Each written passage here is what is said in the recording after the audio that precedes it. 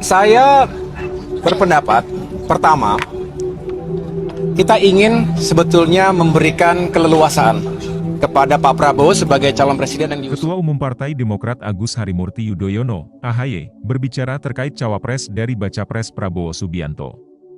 AHY mengatakan tak ingin berandai-andai terkait cawapres Prabowo, saya lebih memilih atau kami Partai Demokrat lebih memilih untuk menyerahkan itu kepada Pak Prabowo.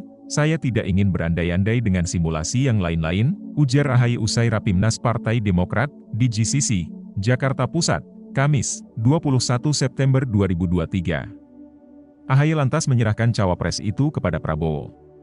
AHY mengatakan partainya akan memberikan keleluasaan kepada Prabowo untuk memilih cawapres. Kita ingin sebetulnya memberikan keleluasaan kepada Pak Prabowo sebagai capres yang diusung bersama untuk menentukan running mate-nya.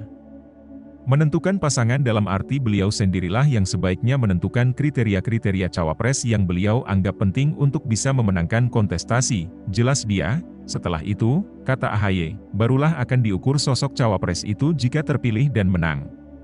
Dia menuturkan jika pasangan itu dapat membawa kemenangan, maka sosok itulah yang layak mendampingi Prabowo. AHY menekankan tidak akan masuk terlalu jauh mengenai penentuan cawapres Prabowo.